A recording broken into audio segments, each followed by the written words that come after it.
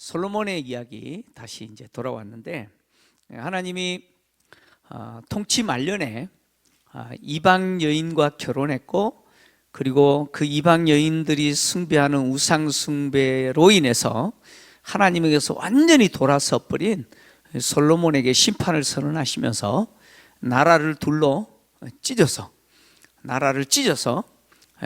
솔로몬의 종에게 주겠다라고 하셨습니다. 또 이 일을 시행하시기 전에 하나님은 솔로몬의 대적 두 사람을 일으키셨습니다. 첫 번째 사람이 하닷이고 두 번째 사람이 르손입니다. 첫 번째 사람 하닷은 에돔 사람이죠. 그리고 이 두 사람은 다 사실 이 다윗과 관계됩니다. 다윗과 관계되는데, 이 하닷은 에돔 사람입니다. 에돔은 알다시피 에서의 후손들이잖아요. 에서의 후손인 에돔족은 이스라엘 남쪽 세일산을 중심으로 거주했던 민족이었습니다. 이스라엘 백성들이 애굽에서 나온 이후에 이 에돔 민족을 관통하는 그 왕의 대로가 있습니다. 이 무역로인데요, 이 왕의 대로를 관통해서 이 가나안 땅으로 들어오려고 했는데, 이 에돔 민족이 거부를 했죠. 군대를 모으고 전쟁하려고 했습니다. 그래서 어쩔 수 없이 우회하여서 가나안 땅으로, 아모리 족속 땅을 경유해서 이제 가나안 땅으로 들어오게 되는데, 하나님은 이 모세와 이스라엘 백성들에게 에돔 민족과 전쟁하지 말라라고 하셨죠. 그 이유는 에돔 땅을 이스라엘 백성들에게 주시지 않겠다고 하신 거죠. 세일산을 중심으로 그 땅은 하나님이 그 에서의 후손들에게 기업으로 주셨다라고 그렇게 말씀을 하셨습니다.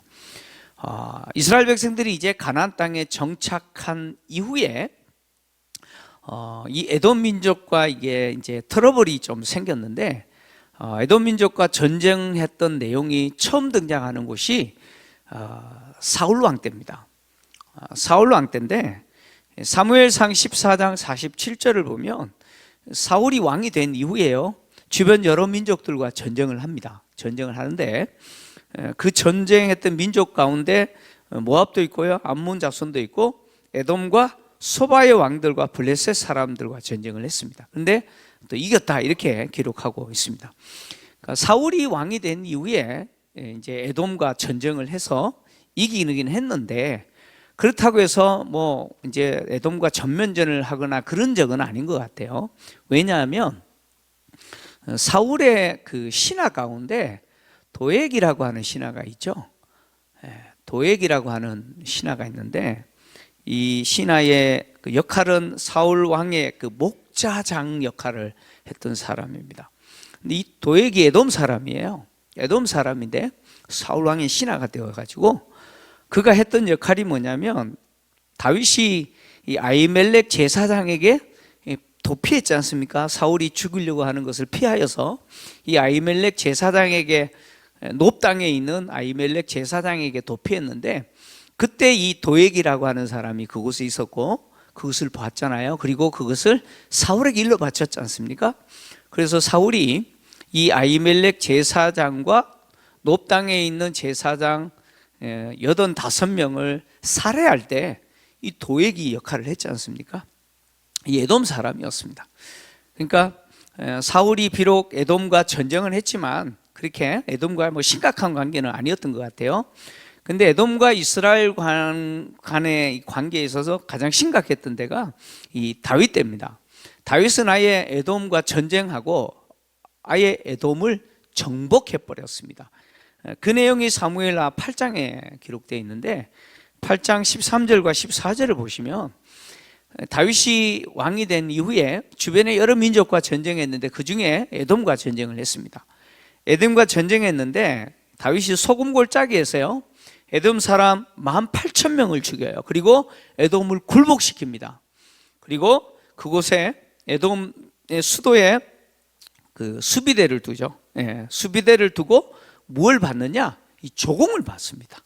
그래서 에돔이 다윗 왕 때 완전히 이스라엘에 굴복하고 속국이 되죠. 속국이 됩니다. 그래서 조공바치는 나라가 됩니다. 그랬는데 이 다윗이 에돔을 정복하는 이 과정에서 오늘 본문의 이야기가 이제 등장하는 겁니다. 다윗이 에돔을 정복한 이 사건 때 이 하닷이 어린아이 때였습니다.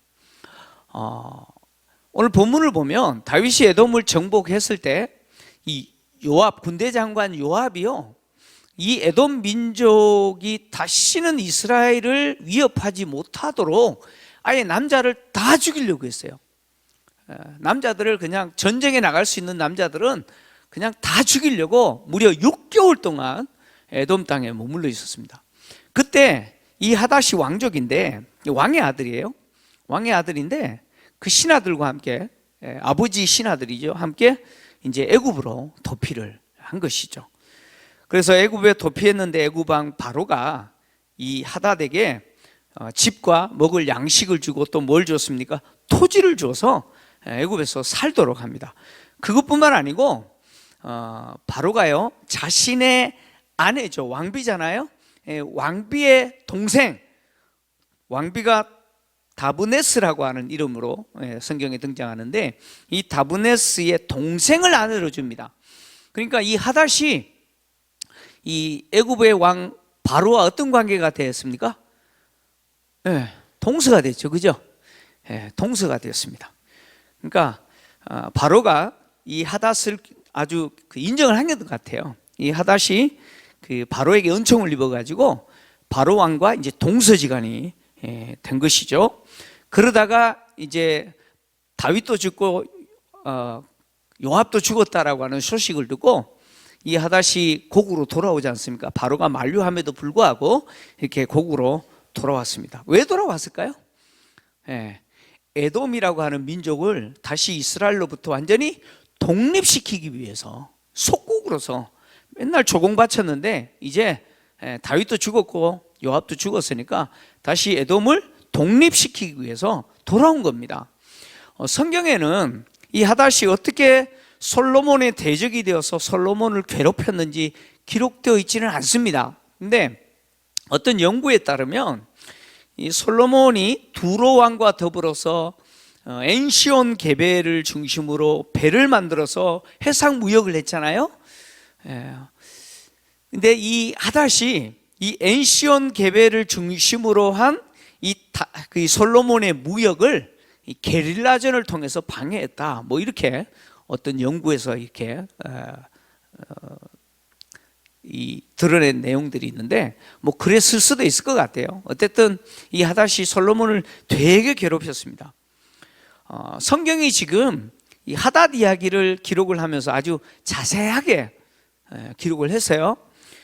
왜 이 하닷의 이야기를 자세하게 기록했냐면 솔로몬의 대적이 된 하닷을 누가 돌보았다는 거예요? 누가 돌보았다고 기록하고 있어요? 애굽의 왕 바로가 돌보았고, 그리고 하닷이 솔로몬의 대적이 되는 데 있어서 주도적인 역할을 누가 했다는 거예요? 누가 했어요? 애굽 왕 바로가 했다, 그 이야기를 지금 하고 있는 거예요. 그죠? 그러니까 하닷이 솔로몬의 대적이 되기까지 그 과정에서 중심적인 역할을 했던 사람이 바로다, 그 이야기 지금 하고 있는 거예요. 자, 성경을 보면 솔로몬이 하나님에게서 점점 이렇게 멀어지기 시작한 때가 언제냐? 그가 왕으로 등극하고 바로의 딸과 결혼했을 때부터라고 이야기하잖아요. 자, 솔로몬이 애굽의 왕 바로의 딸과 왜 결혼했을까요? 1번 제가 두 가지 질문을 낼게요. 맞춰보세요. 1번, 당시 애굽 왕 바로의 딸이 제일 이뻤다. 2번, 바로의 딸과 결혼하면 이스라엘에 평화가 있을 것 같다. 몇 번입니까? 이건 뭐 너무 쉽죠, 그죠? 2번입니다. 솔로몬의 생각에는 당시 애굽이 제국이잖아요. 예. 지중해를 중심으로 고대 근동 지역에 있어서 애굽은 가장 강력한 군대를 갖고 있는 제국입니다. 그 애굽과 이 결혼 조약을 통해서 평화를 유지하는 거예요. 그래서 애굽 왕의 사위가 되면 이스라엘 땅에 평화가 있을 거라고 생각했던 것이죠. 그래서 솔로몬은 애굽 왕과 관계에서 무엇이 되었어요? 기꺼이 무엇이 되었습니까? 사위가 됐죠, 그죠? 사위가 됐어요. 그래서 애굽 왕의 사위가 되면 이스라엘에 평화가 있을 줄 알았어요. 근데 오늘 성경을 통해서 하나님이 뭘 지금 말씀하고 계시냐면, 애굽의 바로의 사위가 되면 평화가 될 줄 이스라엘 땅에 평화가 있을 줄 알았는데, 그 솔로몬의 장인이잖아요. 장인 바로가 지금 무슨 역할을 하고 있어요? 이스라엘의 평화를 깨뜨리는 역할을 하고 있다는 거예요. 솔로몬의 장인이 솔로몬의 대적인 하닷의 동서가 되어서 솔로몬의 대적을 어떻게 하고 있어요? 준비하고 있는 모습을 보여주죠. 물론 바로가 이것까지 생각하면서 하닷을 돌보고 했을지는 않겠어요, 그죠? 이거는 전혀 생각하지 않았을 거겠죠, 그죠? 그런데 이 모든 과정 속에서 누가 지금 진행하고 계시다는 거예요? 하나님이 진행하고 계시다는 거예요. 지금 성경은 그 이야기 하는 거예요. 솔로몬은 애굽 왕의 사위가 되면 이스라엘에 평화가 있을 거다라고 생각했는데, 정작 바로는 솔로몬의 대적의 동서가 됐다는 것이죠. 그래서 솔로몬의 대적을 돌보고 준비하는 역할을 하고 있다는 거예요. 그래서 하나님은 솔로몬이 바로의 사위가 됨으로 이스라엘 땅에 평화를 얻을 것이라고 생각했는데, 결국 바로 왕의 사위가 되었던 그 행위가 바로가 솔로몬의 대적을 준비하는 역할을 하게 함으로 결국 자기 발등을 찢게 만들었다는 거예요. 지금 성경은 지금 그 이야기를 하고 있는 거예요. 그 할아버지가 그 손자를 데리고 목욕탕 가는 경우는 과거에는 많았잖아요, 그죠? 요즘은 뭐 그런 손자들이 학원 다니느라고 바빠가지고 오지도 않는데, 과거에는 그런 일들이 많았잖아요. 명절 앞두고 나면 이제 손자 데리고 할아버지가 이 목욕탕 가잖아요. 목욕탕 가가지고 할아버지가 그 열탕 있잖아요. 42도 되는 열탕. 그 열탕에 딱 들어가시면서 어우 시원하다 그래요. 저도 그래요 요즘. 어우 시원하다 그래요. 그러니까 손자가 할아버지한테 물어요. 할아버지 진짜 시원해요? 물어요. 그럼 할아버지가 정말 시원하구나 그래요. 그 손자가 할아버지 말을 믿고 열탕에 풍덩 뛰어들었는데 뜨거워 그러면서 튀어나가면서 했던 말이 유명한 격언이 됐잖아, 그죠? 무슨 격언이죠? 세상에 믿을 놈 하나 없구나. 그 유명한 격언 아시죠? 세상에 믿을 놈 하나도 없다. 지금 하나님이 지금 솔로몬의 대적을 일으키시는데 누구를 통해서 일으켜요? 솔로몬이 그렇게 믿었던 누구요? 바로를 통해서. 세상에 믿을 놈 있어요, 없어요? 놈이라는 표현 써서 죄송한데 어쩔 수 없어요. 없다는 거예요. 그렇게 믿었던 바로가 내 대적 키우고 있는 거예요. 하나님 그것을 지금 보여주고 계시는 거예요. 하나님을 신뢰하고 하나님을 의지해야 될 사람이 하나님이 아닌 사람 믿고 그 사람 의지하면 그 사람이 내 발등 찍어버린다는 거예요. 여러분 그런 경우 있잖아요. 하나님 아닌 사람 믿었다가 그 사람한테 발등 찍히는 경우들 흔히 겪죠. 그런 거 겪어보신 분들 아마 여기도 계실 것 같아요. 그래서 하나님 그것을 우리에게 말씀하고 계시는 거예요. 사람 믿지 말라는 거예요. 사람 믿었다가 발등 찍힌다는 거예요. 두 번째 대적이 바로 엘리아다의 아들 르손이죠. 이 르손이라는 사람에 대한 이야기가 짧긴 한데, 이 사람이 소바왕 하닷에셀을 섬긴 종이었는데 도망쳐서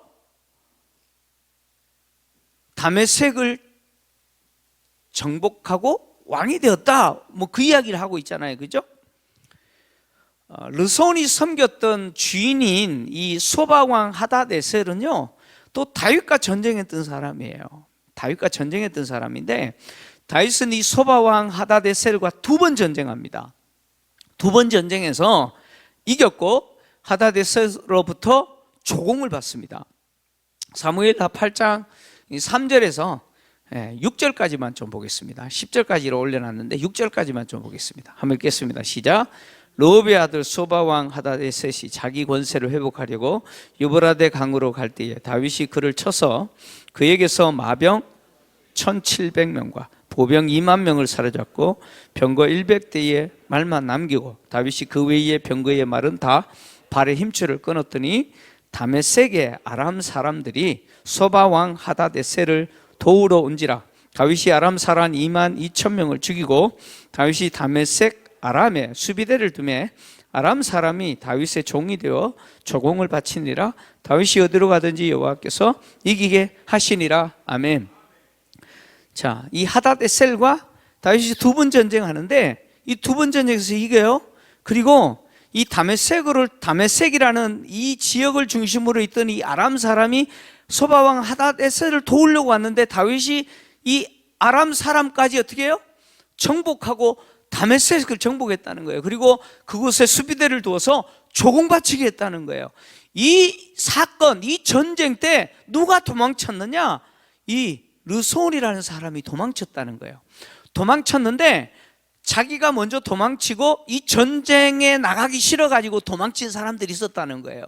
그들을 다 규합해가지고 그 사람들의 무엇이 되었느냐? 성경에 보니까 괴수가 되었다, 이렇게 표현합니다. 괴수가 되었다라고 하는 말은 이 무리들이 행하는 행위가 약탈과 그리고 살해와 이런 것들을 했다는 거예요.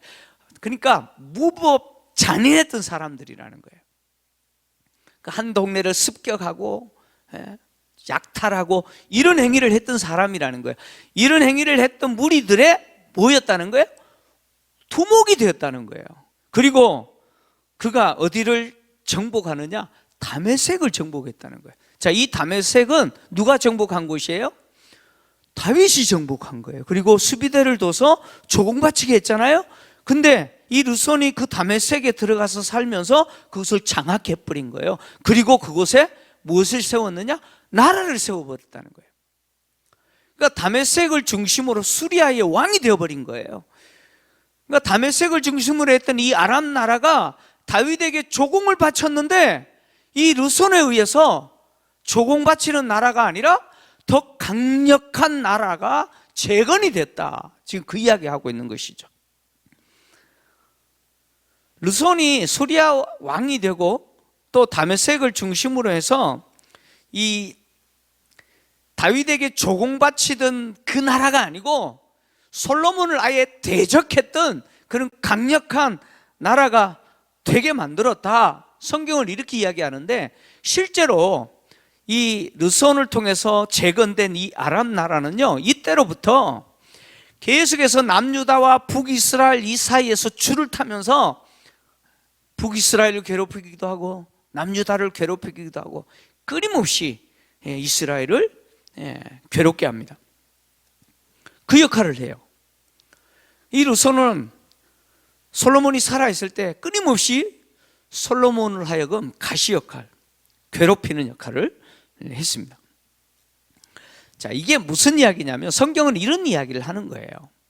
다윗이 하닷에셀과 전쟁에서 이기고 다메섹까지 정복하여 조공바치게 했는데 그 하닷에셋을 섬겼던 그 종이 도망쳐가지고 일단에 도망친 무리들과 합세하여서 그 다메섹을 장악하고 아예 강력한 국가를 세워버렸다는 거예요. 이게 뭐냐면 아이러니다, 그런 이야기예요. 아이러니다. 그러니까 세상은 인간의 눈으로 볼 때는 너무 아이러니한 일들이 일어난다는 거죠. 그죠? 그런 일들이 늘 일어나는데 사실 그런 아이러니한 일들이 일어나는 그 배후에 누가 그 일을 하고 계신다는 거예요. 누가요? 하나님이 그 일을 하고 계신다는 거예요. BC 900년대 솔로몬이 통치했던 그 시대에 지중해를 중심으로 한 고대 건동의 역사는 솔로몬과 하나님과 관계에서 모든 게 설명이 돼요. 애굽의 역사도 설명이 되고 아람의 역사도 설명이 되고 에돔의 역사도 설명이 되는 것이죠. BC 900년대에 일어났던 그 고대 건동 지역의 그 역사들이 결국 누구 중심으로 이루어지고 이야기되냐면 솔로몬과 하나님과 관계에서 그 이야기가 진행되고 있더라는 거예요. 하나님은 이 솔로몬이라는 사람을 심판하시기 위해서 주변의 민족들을 어떻게 하시는 거예요? 지금 이용하고 계시는 것이죠. 그 민족의 역사까지도 하나님이 도구로 사용하셔서 그렇게 하고 계시다는 것이죠. 자, 솔로몬의 생각은 애굽 왕 바로와 결혼 조약을 통해서 사위가 되면 이스라엘 땅에 평화가 있을 거라고 생각했어요. 이스라엘에 주어진 그 평화 지킬 수 있을 거라고 생각했어요. 그리고 또 더해서 그는 애굽에서 수많은 말들을 사오고 병거를 사오고 그래서 군사력을 강하게 하면 국가의 그 평화, 부강한 나라가 되면 국가는 평화로울 거다, 이렇게 생각을 했다는 거예요. 근데 솔로몬이 기대했던 그 평화가 어떻게 돼버렸어요? 깨져버렸다는 거예요. 누구를 통해서 깨졌다는 거예요? 솔로몬의 장인을 통해서 깨지고, 그리고 다윗이 하다데셀과 전쟁에서 승리했고 정복했는데 그 과정에서 도망친 그 종 하나 때문에 어떻게 됐어요? 그 평화가 깨어져 버렸다는 거예요. 솔로몬은 자기가 결혼 조약이나 군사력을 통해서 평화를 획득할 수 있겠다, 평화를 지킬 수 있을 거다, 이렇게 기대하고 생각했는데, 근데 그 평화가 결국 뭐예요? 깨져버렸다. 왜 이렇게 됐느냐? 평화라고 하는 것은 결국 누가 주셔야 되는 겁니까? 하나님이 주셔야 된다는 거예요. 평화라고 하는 것은 인간이 만들어내는 게 아니라는 거예요. 지금 성경은 지금 그 이야기를 하고 있는 거예요. 솔로몬은 자기가 평화를 만들려고 생각을 했어요.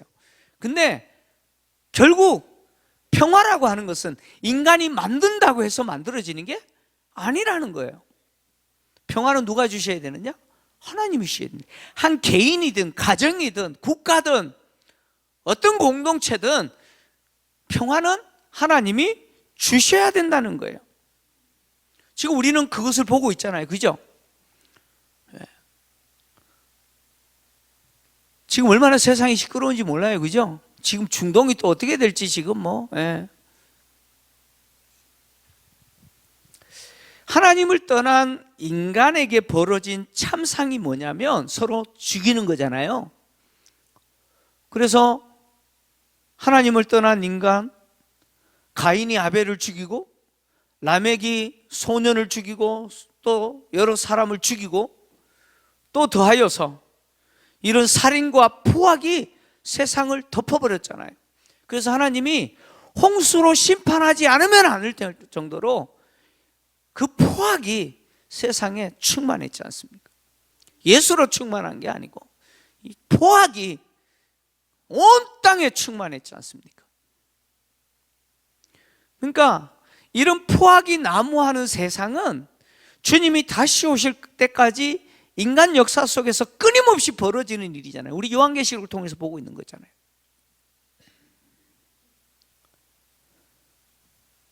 결국 하나님을 떠난 인간에게 있어서 인간의 소원은 뭐냐면 평화죠, 그죠? 인간은 평화를 원해요. 누구도 전쟁을 원하는 사람은 없어요. 근데 결국 인간이 평화를 원하고 나름대로 평화를 만들려고 애쓰지만 그러나 인간이 평화를 만들 수 있느냐? 없다는 것이죠.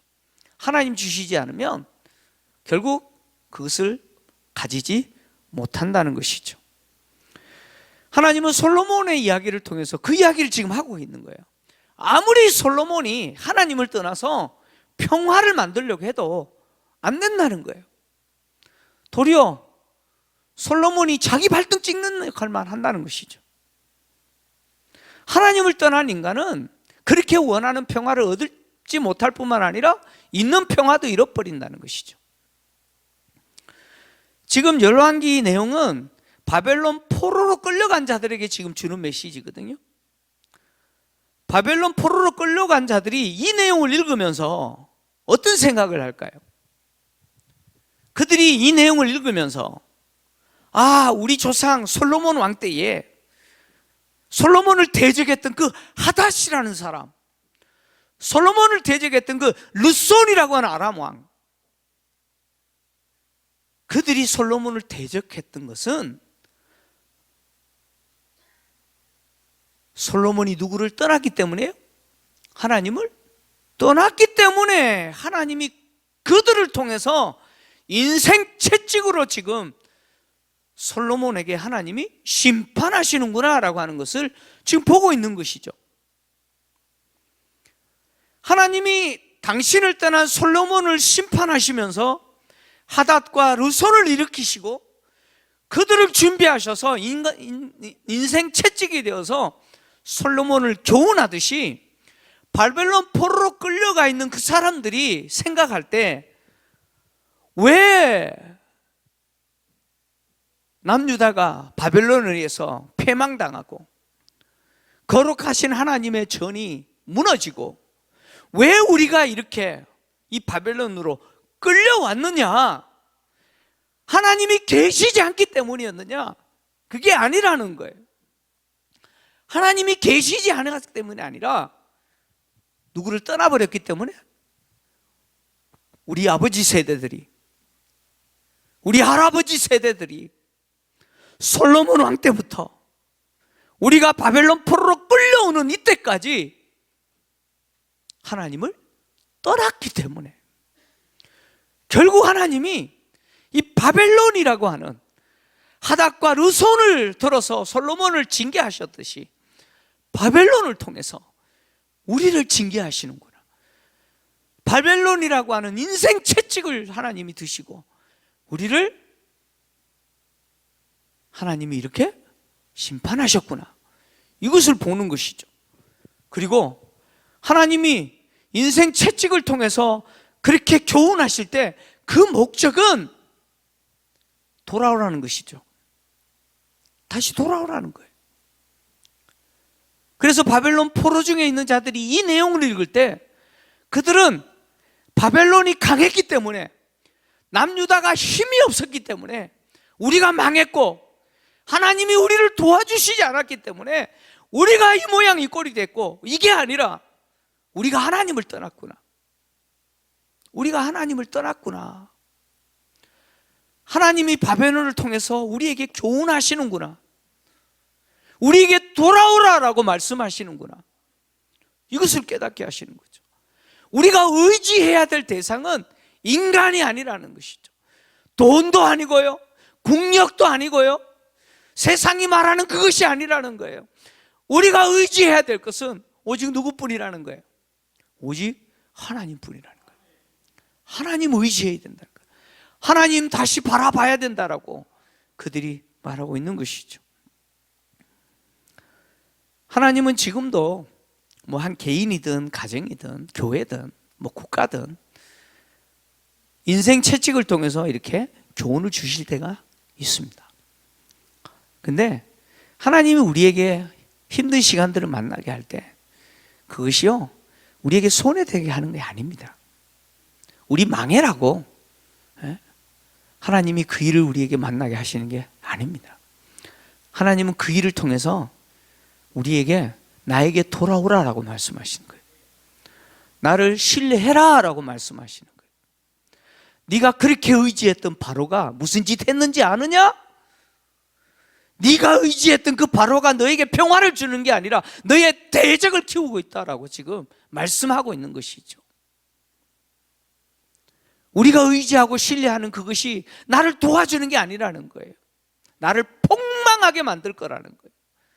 정말 우리가 신뢰해야 되는 것은 오직 하나님 외에 없다는 것을 알라라는 것이죠. 그래서 나를 신뢰하고 나를 의지하는 자에게 하나님은 무엇을 주십니까? 회복의 은혜를 주신다는 거예요. 회복의 은혜를 진짜 무엇을 주시느냐? 평안을 주신다는 거예요. 세상이 뒤집어져도 하나님을 신뢰하고 의지하는 자에게 하나님은 뭘 주세요? 평안을 주신다는 거예요. 믿습니까? 이것을 솔로몬을 통해서 보여주시는 거예요. 우리가 정말 의지해야 될 그분은 하나님 외에 없습니다. 그 하나님을 신뢰하고 의지하시는 저와 여러분 되시기를 주의 이름으로 축원합니다.